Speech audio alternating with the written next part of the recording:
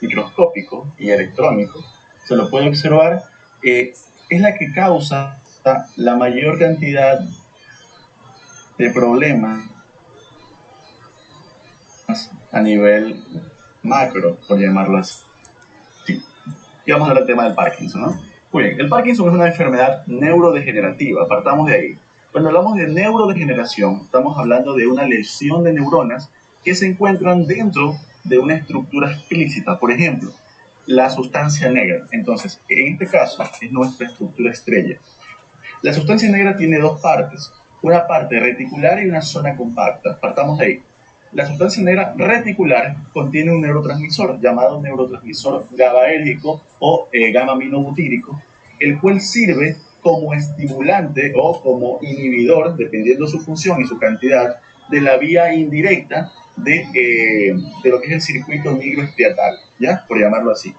En cambio, por otro lado, tenemos a la sustancia negra de tipo compacta. La sustancia negra de tipo compacto es una sustancia que contiene dopamina y esa dopamina como tal viaja a una zona llamada nigroestriatal. La zona nigroestriatal, por llamarlo así, postsináptica es el putamen y el núcleo caudado. El putamen y el núcleo caudado contienen dos tipos de receptores. Es el receptor DOPA1 y el receptor DOPA2. El receptor DOPA1 como tal, vamos a acá un poquito, el receptor DOPA1 como tal es el receptor encargado de la activación de la motricidad del organismo. O sea, es un receptor que sirve para el control de la actividad motora. En cambio, el receptor DOPA2 ejecuta una regularización de los efectos antipsicóticos y neurolépticos. Por ejemplo, las personas que consumen drogas, que tienen vicios, que tienen ansiedades, entonces estas personas estimulan más esta vía indirecta. Ahora, normalmente el receptor que debería haberse estimulado es el receptor DOPA1. Ojo que en esta charla vamos a hablar de Parkinson como enfermedad y cualquier persona puede hablar de Parkinson como enfermedad. Pero vamos a adentrarnos mucho más allá para poder entender la fisiopatología del Parkinson y poder entender el tratamiento futuro, ¿no? Entonces, el receptor DOPA1 como tal es un receptor netamente motor. Y este receptor es estimulado ¿por quién?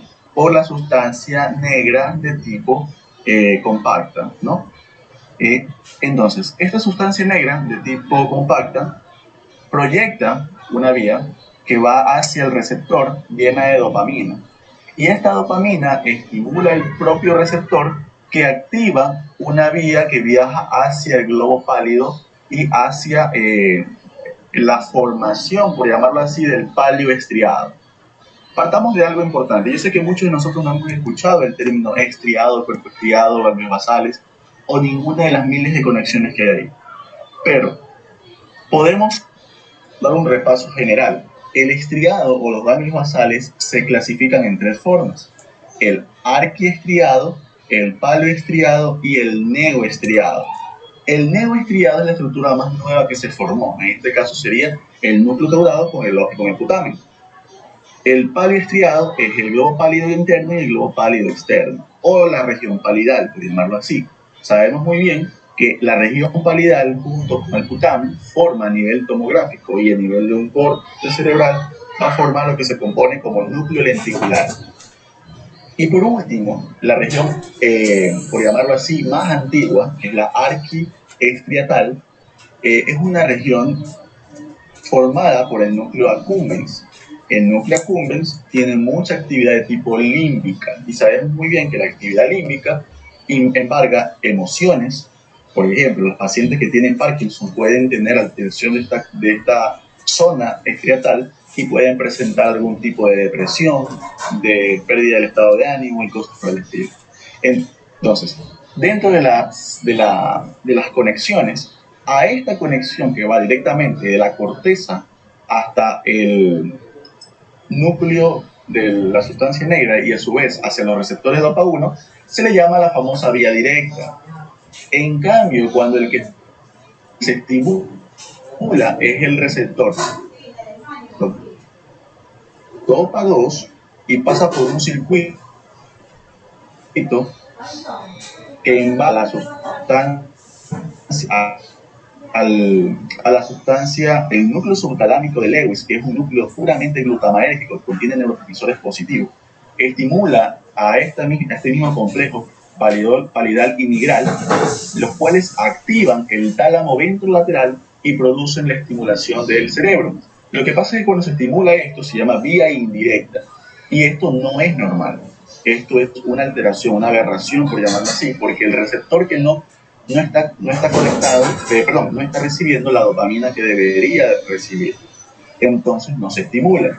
Y quien actúa en vez del receptor DOPA1 es el receptor DOPA2.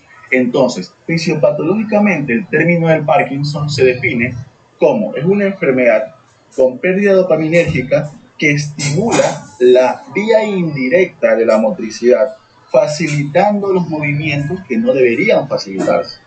Entonces, de allí proviene el temblor exacerbado en estos pacientes. Pero ojo, es un temblor de tipo postural, un temblor de tipo de reposo.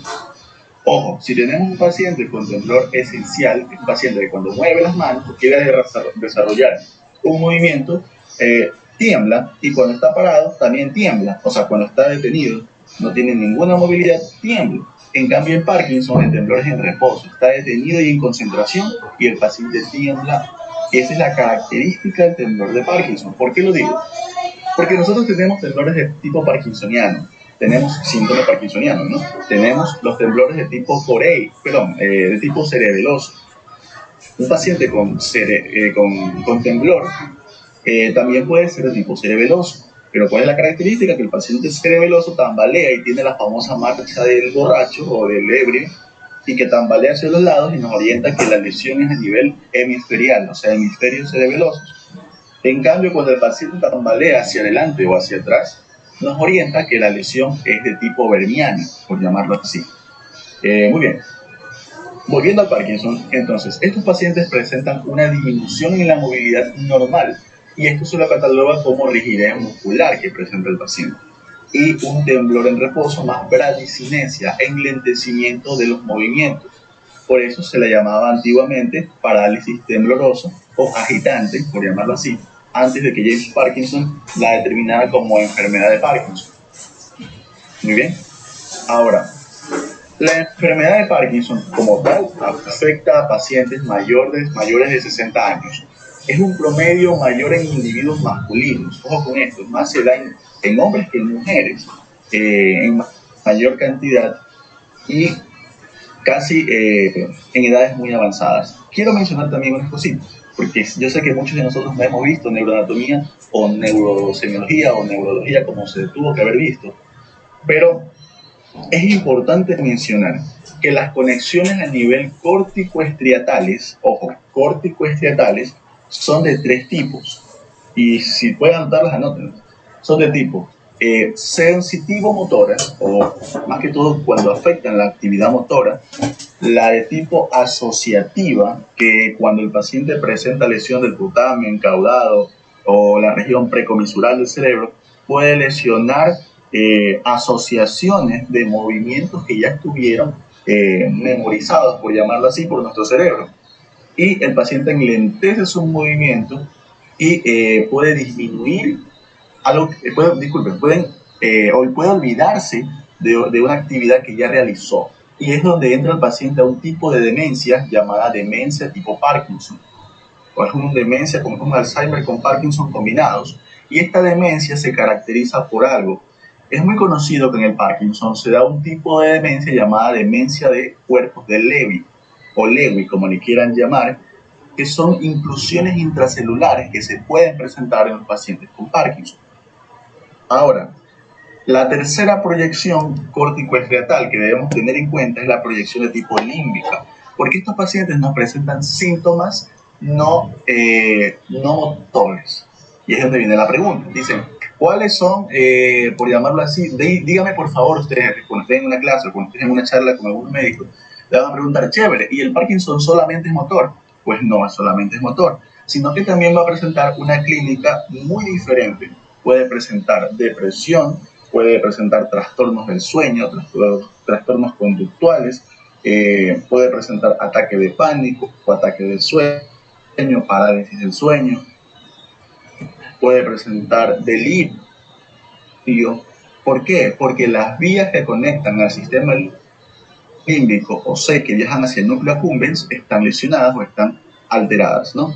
Entonces, por eso se producen este tipo de alteraciones cognitivas o cognoscitivas, ¿ya?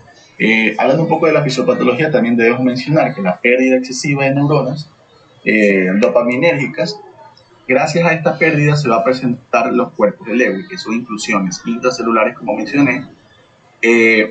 Ojo, nosotros también tenemos un Parkinson que no es presináptico.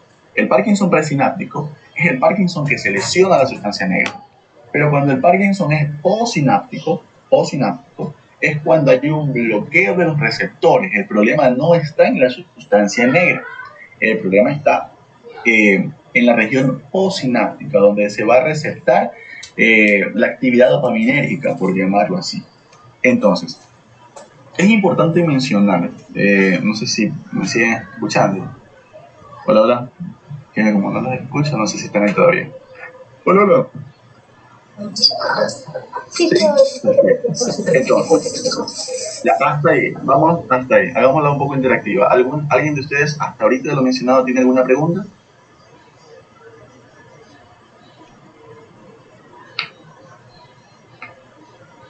¿Nadie?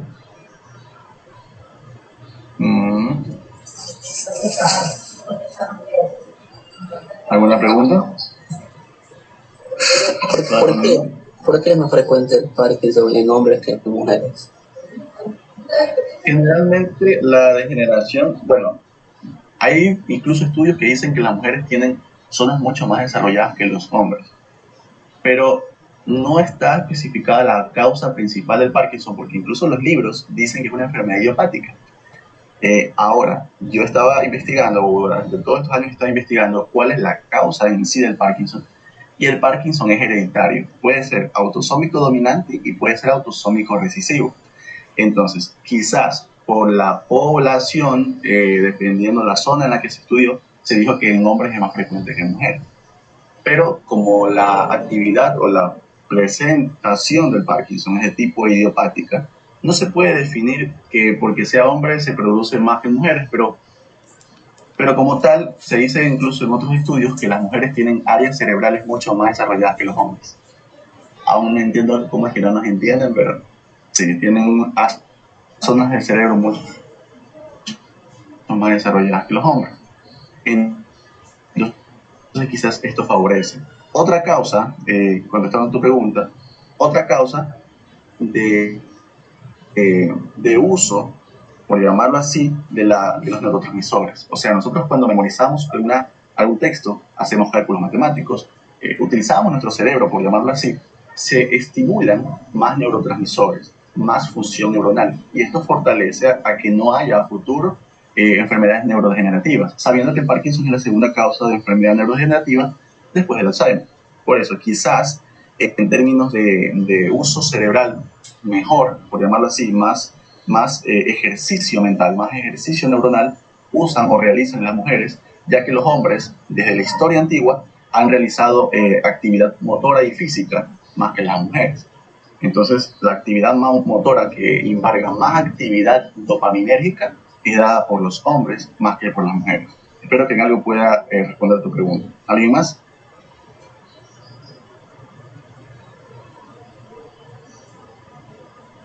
Hola, hola.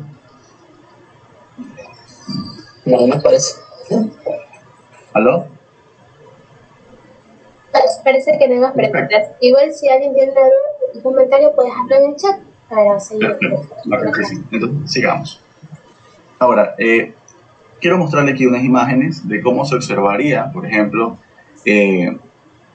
una sustancia negra normal, por llamarlo así, y una sustancia negra de tipo ya degenerada, ¿no? En base, y me va a tomar de la pregunta que me hicieron, que me ayuda bastante. ¿Por qué? Porque en jóvenes también hay degeneraciones, y tú me dirás, o ustedes me dirán, Caleb, pero aquí quiero saber por qué en hombres se da más que en mujeres, pero eso es muy variable porque como son hereditarias, afectan generalmente por mutaciones de los famosos PARCs. ¿Qué son los PARC? Los PARC por lo general son translocaciones mal hechas, son mutaciones a nivel genético que pueden darse en PARC1, generalmente PARC2 o PARC8. Y el PARC1... Caleb, una pregunta, es que me salió la videollamada y quería hacerte una pregunta. Oye, ¿cómo actúan los inhibidores de la COMT a nivel dopaminérgico? Perfecto. Los inhibidores de la catecol o metiltransferasa, o los inhibidores de la COMT, aunque no hemos llegado al tema de tratamiento, pero bueno, están apurados, no hay problema. Pero voy a contestar la pregunta. Los inhibidores de la catecol o metiltransferasa son degeneradores dopaminérgicos. Actúan a nivel intracelular o actúan en la sustancia negra como degeneradores dopaminérgicos. Entonces, tú al usar inhibidores de la COM, por llamarlo así, tolcapone o entacapone, vas a producir un bloqueo en esa inhibición dopaminérgica. Ojo, nunca los usas solo. Y ya voy a explicarles por qué, pero esa es la respuesta. O sea, la catecol o metiltransferasa es un inhibidor así como la MAO o los derivados de la MAO, las monoaminoxidasas, que son destructores de la dopamina. Y el tratamiento de los inhibidores de la MAO y los inhibidores de la catecol o metiltransferasa es bloquear la degeneración o la degradación natural que generalmente se da entre la dopamina, solo que en este caso es mucho más acentuada por actividad hereditaria. Espero haber respondido a tu pregunta. ¿Sí? ¿Hola? ¿Puedo continuar? Sí, gracias, Caleb. Sí, continúa, por favor. Perfecto. Muy bien, entonces aquí podemos observar también las inclusiones en la parte derecha de los cuerpos de Lewy, ¿no? Aquí puede presentar incluso el paciente demencia tipo Lewy. Importante también adentrarnos un poco en la parte clínica. ¿Por qué? Porque el diagnóstico del Parkinson como tal es un diagnóstico clínico. El diagnóstico clínico, ¿qué embarga? Embarga bradicinesia, embarga temblor en reposo y embarga rigidez muscular, que es la triada famosa del Parkinson. Puede haber desequilibrio postural haciendo algo que se llama el test del empujón, ¿ya? El test del empujón es un paciente que tú lo empujas y mantiene la estabilidad. Eso nos orienta a la gravedad del Parkinson, que lo vamos a ver por medio de la escala de Yarp, que ya la vamos a ver ahora mismo. Y en cambio, hay actividad o clínica de tipo no motora. ¿Cuáles son las manifestaciones no motoras? La alteración de tipo cognitiva, depresión, ansiedad, trastornos del sueño, como estuve mencionando, anosmia. Ojo, la anosmia es el síntoma precoz del Parkinson, aunque ahora que estamos en época de COVID, ya lo vemos como más COVID, pero si un paciente adulto, anciano, comienza a presentar anosmia, neurológicamente nos orienta o debemos pensar en Parkinson, por una degradación del bulbo olfatorio y alteraciones de tipo sensoriales, tal de tipo somatomotor, y las dificultades al hablar y al tragar del paciente y la cialorrea que pueda presentar son cosas que progresivamente van a darse. Ojo, el Parkinson es una enfermedad progresiva. A diferencia del temblor esencial, a diferencia de la parálisis supranuclear progresiva, el Parkinson es mucho más lento en su desarrollo, ¿ya? Por eso, vamos a poner esta imagen acá, por eso la catalogamos en diferentes tipos de estadio, ¿no? Dentro del estadio, utilizamos esta escala, ¿no? Los estadios de John Yarp. Yarp, como tal, clasificó los estadios en 5. Hay libros que ponen estadio 0, que simplemente es que no tiene nada, ¿no? Pero el estadio solamente tiene síntomas precoces, nada más, pero no presenta la clínica de Parkinson. Entonces, el estadio 1, nosotros rápidamente lo podemos catalogar como que son lesiones de tipo unilaterales. Sencillo, o sea, temblor unilateral, ¿ya? En cambio, en el 2, vamos a darnos cuenta que el paciente ya puede presentar alteración bilateral. En el 3, el paciente tiene problemas para el equilibrio, para pararse, para la actividad postural, pero el paciente no se desmorona, no se cae. O sea, tú lo tambaleas y trata de estabilizarse.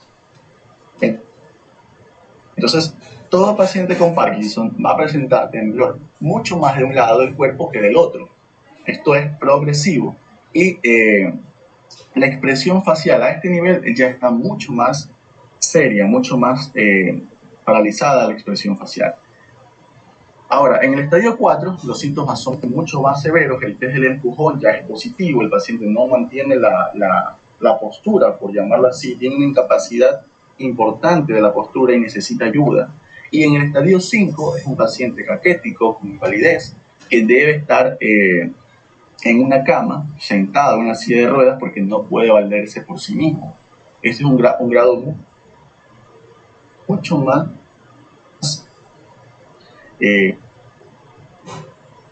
profundo del Parkinson. Criterios diagnósticos del Banco de Cerebros de Gran Bretaña. Entonces, dentro de los criterios diagnósticos del Banco de Cerebro de Gran Bretaña, vamos a establecer que el diagnóstico del síndrome parkinsoniano es un temblor en reposo. Algunos libros lo dicen que es de 3 a 5 Hz, otros mencionan que es de 4 a 6, otros dicen que es de 7, uno solo. O sea, hay mucha variabilidad desde diferentes libros. Pero como tal, el temblor en reposo es lo característico, la rigidez y la inestabilidad. ¿Qué pasa? De que si yo tengo un paciente, perdónenme un segundo, un segundo.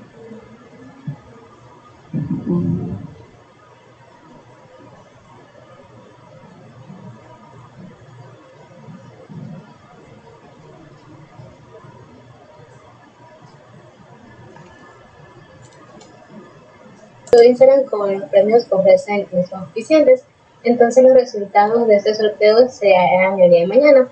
Y aún no han comentado, no han participado, los invito a que lo hagan. Son pasos sumamente sencillos, seguir, compartir story y los premios están muy interesantes. Así que no se olviden, en Instagram ya sorteo.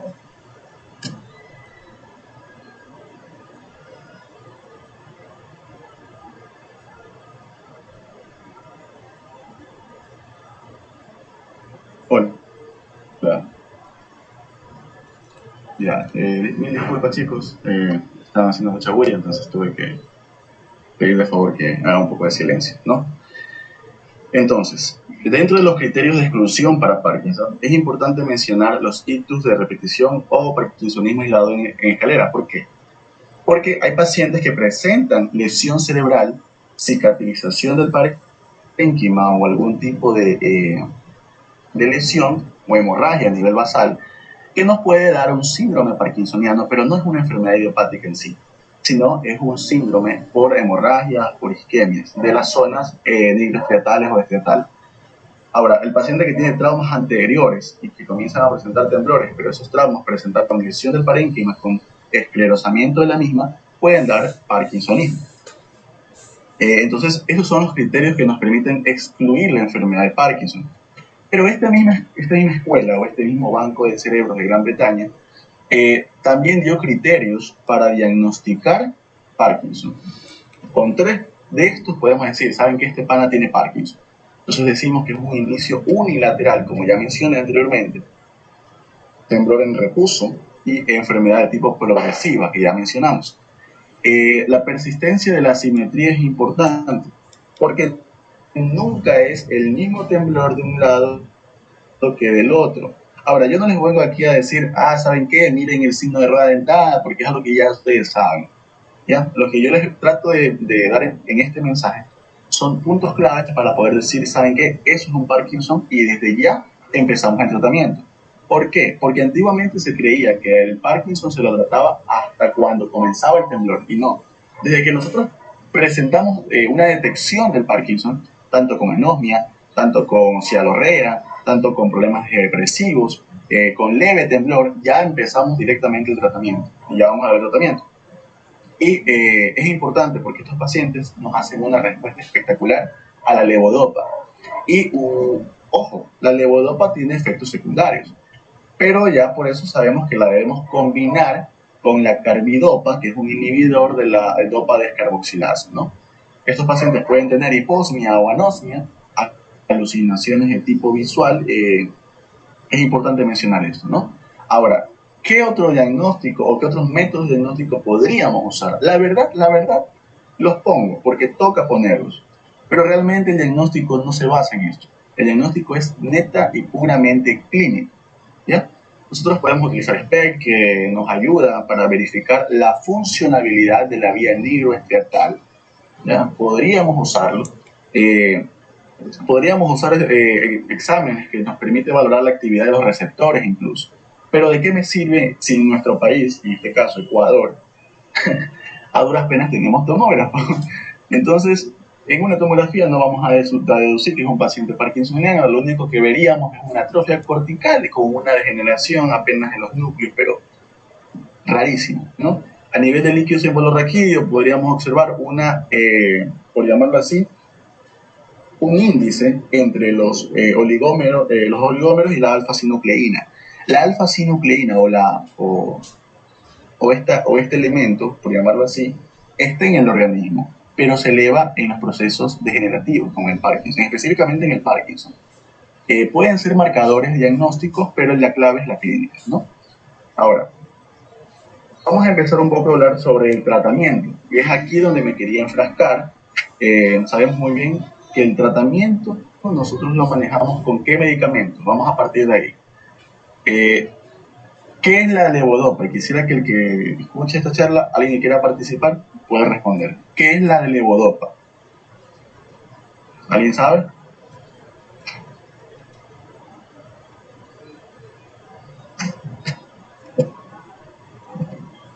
Hola. Hola. ¿Qué es la levodopa?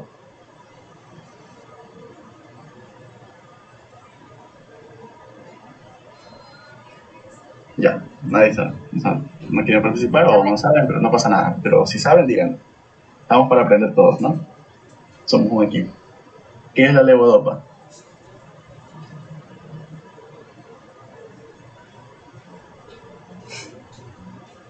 Perfecto. El precursor de la dopamina, de la levodopa, como tal, pregunto, ¿pasa o no pasa la barrera hematoencefálica?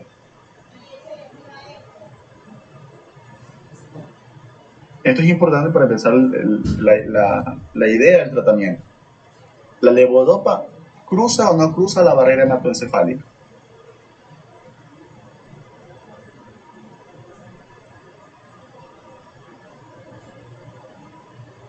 ¿Alguien? En el chat. Si cruza, no puede atravesar. Claro.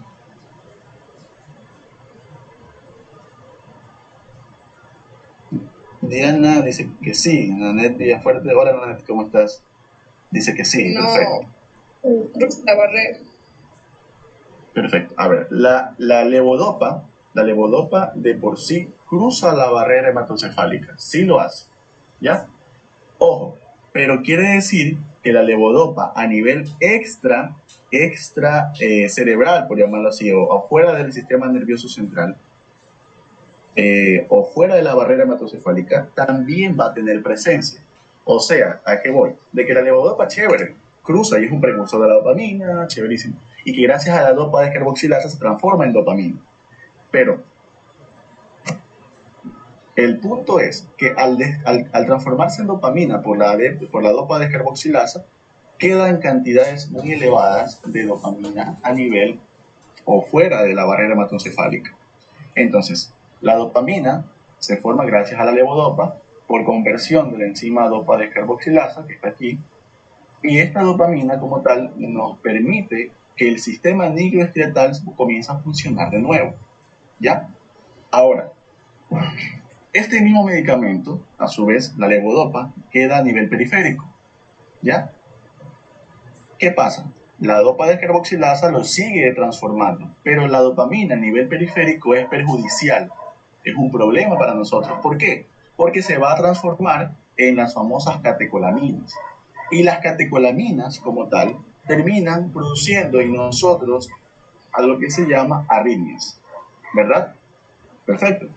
Entonces, aquí entra un medicamento que nos sirve bastante, que nos ayuda para evitar las arritmias, para evitar los efectos secundarios de la levodopa como tal, ¿no? que es la carbidopa. ¿Qué es la carbidopa? Lo que les mencionaba, es un inhibidor de la dopa descarboxilasa. ¿Hasta ahí alguna pregunta para poder avanzar?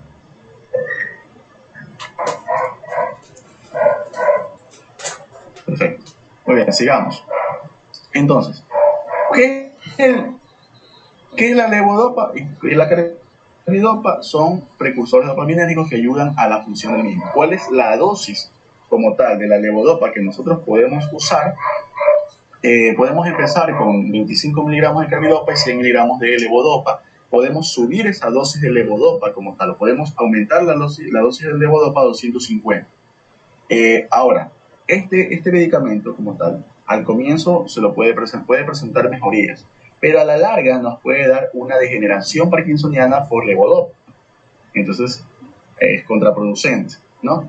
Es importante que estos medicamentos no se los deben combinar, no se los combinan con fenotiazidas porque empeoran el parkinsonismo. Ojo, muchos de nosotros, para pacientes que vomitan o que tienen emesis, o algún antiemético que pensamos, ¿cuál es el principal antiemético que nosotros usamos siempre?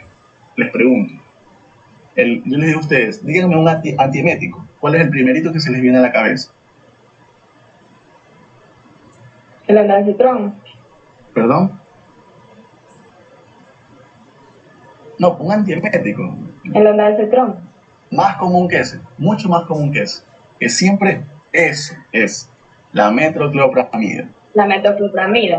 Perfecto, gracias, chéverísimo. La metoclopramida es un medicamento que siempre se usa en los centros de salud y en los hospitales, pero que a nivel de los pacientes con Parkinson es como que al fuego, al incendio, le metas más gasolina, porque en este caso tiene actividad inhibitoria dopaminérgica, o sea, lo friegas más, por llamarlo así.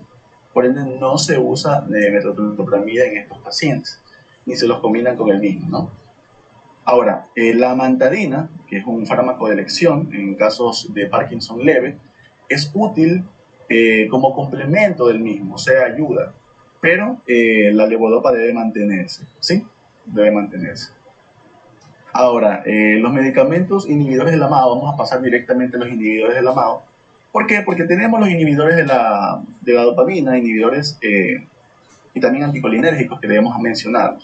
Pero los inhibidores de la MAO son muy importantes porque favorecen a disminuir el temblor, ya que disminuyen la degradación de la ya que producen inhibición de la monoaminoxidasa, evitando la degradación dopaminérgica. Quiere decir que si yo tengo un paciente que ya es tratado con levodopa y quiero cambiar el medicamento, lo podría cambiar a inhibidores de la MAO. El tratamiento es muy tolerado por pacientes jóvenes. Ojo que los pacientes jóvenes son de tipo hereditario, como ya mencionamos, y en los pacientes jóvenes ya comienza a presentarse desde los 40 años. Ese es el Parkinson juvenil, que quizás no lo mencioné anteriormente, pero es importante mencionarlo ahora. Como tal, tiene que administrarse en individuos con Parkinson leve, porque en el grave, como tal, ya no tiene mucha actividad. Algo que preguntaba mi compañero hace un momento, ¿qué era la COM? Y yo sé que muchos de nosotros hemos escuchado este término. La COM, como mencionaba, es la catecol o metiltransferasa, que degenera la dopamina junto con la MAO. Entonces, estos medicamentos son muy comunes, por llamarlo así, y los más comunes o los más conocidos son la tolcapone y la entacapone, ¿ya? La tolcapone se lo puede dar en dosis de 100 a 300 miligramos, ojo con lo que te menciono, porque nosotros podemos empezar un tratamiento con 300 e incluso hasta 600 miligramos en pacientes que ya tienen un Parkinson grave. Pero el problema de este medicamento es que produce hepatotoxicidad y el paciente nos presenta o nos debuta con diarrea, ¿ya? No están en las diapositivas lo que les estoy mencionando, pero anótenlo. Lo más frecuente de los inhibidores de la catecol o metiltransferasa son la diarrea y la hepatotoxicidad dentro de los efectos adversos. Lo que les mencioné, bueno, eso está en el libro y pueden anotarlo, pero lo que yo les menciono son las cosas más frecuentes, ¿ya? Y tanto de la tolcapone, que es la diarrea y la hepatotoxicidad, y de la entacapone, que generalmente no atraviesa la barrera hematocefálica, sino que tiene un efecto mucho más periférico, lo más común es la hipotensión, ¿no? Puede haber confusión, sueños, alucinaciones. Es importante esto, ¿no? Porque se usa bastante en el medio neurológico la entacapona y la tolcapona. La dosis como tal, la dosis ahí está de 200 miligramos, esa no varía, y es bacán porque este medicamento se lo podía combinar con la levodopa y la carbidopa. Entonces, nosotros vamos a reforzar el tratamiento con levodopa, no con inhibidores del amado, porque no se los combina con inhibidores del amado, sino se los con mucho mejor en el paciente, ¿no? Hasta ahí, ¿qué más? Podemos mencionar las alteraciones hepáticas o pacientes con feocromocitomas, no podemos utilizarlo. Pero bueno, ya, generalmente los pacientes con feocromocitomas son pacientes en etapas juveniles, se les diagnostica, no tanto en ancianos. Y quería mencionarles algo que se conoce como Parkinson Plus, Parkinson Plus, en el que debuta el Parkinson o se cronifica y comienza a presentarnos lo que conocemos como parálisis supranuclear progresiva. Los pacientes pueden darnos el síndrome de Drager o pueden presentarnos una mezcla entre enfermedad amiotrófica lateral o la esclerosis lateral amiotrófica junto a Parkinson. Ojo con eso.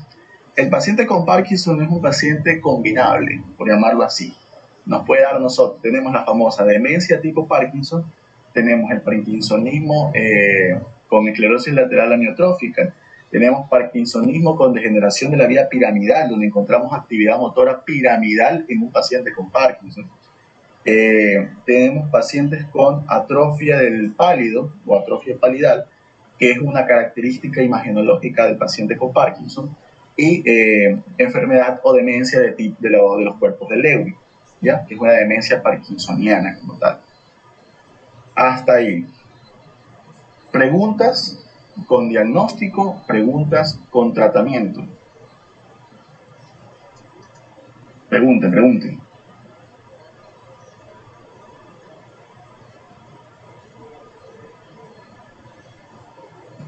¿No hay preguntas? Caleb, el de los inhibidores de la COM, ¿qué tiempo de eficacia tienen en combinación con otros medicamentos? Tienen mucho más tiempo de eficacia porque actúan a nivel periférico. La actividad lesionante de la dopamina, de la levodopa, generalmente que se da, acuérdate que la levodopa se la da 3 veces al día, ¿ya?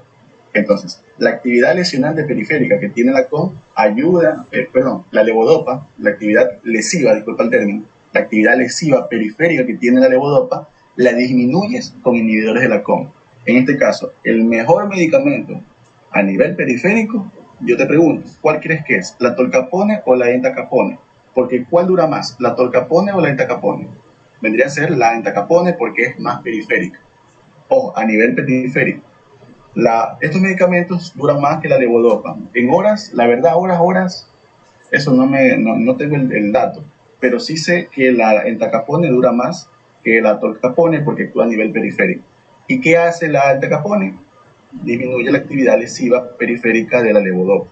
¿Ya? ¿Otra pregunta? Una pregunta en relación con los test geriatría, los test que se usan en geriatría, ¿en qué momento uno los puede usar para valorar al paciente o simplemente eso ya lo hace el geriatra y no se hace en el área neurológica? A ver, no, en el área neurológica lo que tú vas a valorar es la parte clínica, ¿ya? De ahí tú puedes utilizar el Mini-Mental Test para valorar si hay daño cortical donde se lesionan las funciones cognitivas. ¿Me explico? O sea, tú usas el Mini-Mental Test para valorar lenguaje, abstracción, valorar orientación del paciente, descartar si no hay algún tipo de demencia, valorar cálculo, valorar praxia, valorar si no tiene signos sacádicos o reflejos sacádicos, por llamarlo así, o reflejos antiguos, ¿ya? Por ejemplo, chupeteo, grasping, presión. Entonces, todo eso tú valoras en un paciente neurológicamente, ¿ya? El Mini-Mental Test se usa para valorar degeneración. Recuerda que las enfermedades que tienes es neurodegenerativa y el Parkinson te puede llevar para demencia. Y el Mini-Mental Test es el test que se utiliza en demencia. Sí. Aunque es más función del geriatra, cuando ya lo coge el geriatra, evitar las complicaciones, el objetivo tuyo es evitar las complicaciones clínicas. O sea, que mientras más temblor y más rigidez y más bradicinesia haya, vas a tener un paciente postrado en cama en unos años. ¿Me explico? ¿Quién me habló? No puedo ver el nombre, pero bueno. Yasuke. Allá. Entonces, vas a tener muchos pacientes, un paciente que ya va a estar encamado en pocos años. Por eso tu orientación es clínica más no geriátrica, ¿ya? O sea, no es de test, por llamarlo así. Los test que tú usas son test que sirven para el diagnóstico, como mencionamos hace un momento, que es el Banco de Cerebros de Gran Bretaña, que es los actuales criterios que aún se usan para el diagnóstico de Parkinson, ¿sí?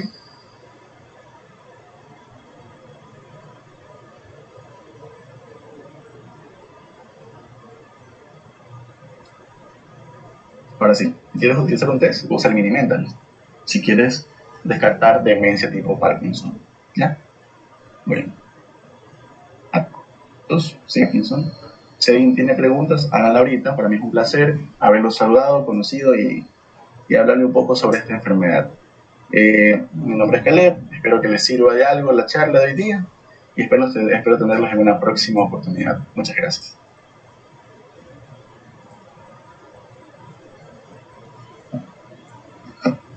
Muchas gracias, Caleb. Bueno, chicos, si alguien tiene alguna duda, pueden hacerla todavía en este tiempo. Y si todo quedó súper claro, podemos dar por finalizada esta intervención. Quedamos eternamente agradecidos, Caleb, por esta charla, por habernos aclarado todas las dudas y por siempre apoyarnos en cada actividad que hacemos. Es un gusto contar con tu participación siempre y esperamos contar en otra oportunidad también con tu presencia. No, para mí es un placer, May. La verdad, usted sabe que yo lo hago sin fines de lucro. Para mí es un amor dar algo de neuro porque sé que todos aprendemos juntos, ¿no? Y el conocimiento, o lo poco que uno sabe, es para proyectarlo y compartirlo. Si alguno de ustedes tiene alguna pregunta sobre conexiones, sobre neurotransmisores, sobre neuro, sobre semiología, lo que sea, pregunten ahorita, aprovechen para yo poder, en lo posible que pueda, responderlos, si está dentro de mis capacidades, ¿no? Así es, chicos, les animo a sus preguntas desde el momento. Bueno, igual, si hicieron todas las preguntas durante la charla, creo que eso sería todo. Ahora yo quisiera preguntar algo. Pregúntale con nombre. Ok. ¿Puedo preguntar con nombre? Por ahí. ¿Quién es? A ver, perfecto. A ver, vamos. Es que no puedo ver a todas las personas. Se fueron saliendo. A ver, entonces, ¿quién me responde? ¿En qué año James Parkinson descubrió la parálisis o la enfermedad de Parkinson?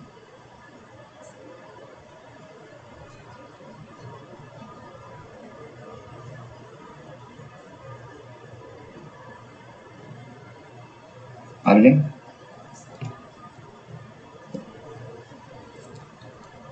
Hola. No, es 1817. Pero gracias por participar, Daniel. ¿Alguien más? ¿Cuál es el medicamento de elección que se puede combinar con levodopa y por qué?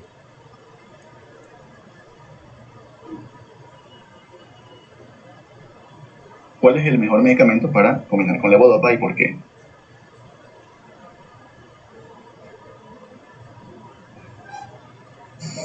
Es la carbidopa, Caleb, y... Hola, sí. Sí, dime. Ya, es la carbidopa, es porque inhibe la parte que queda fuera de la barrera hematocefálica, lo que no ingresa. Porque... Perfecto, pero muy aparte de la carbidopa, porque de ley que tú le mandas levo y mandas carbi. Pero aparte de eso, ¿con qué otro medicamento puedes combinarlo? Evita la actividad exacerbada de la levodopa.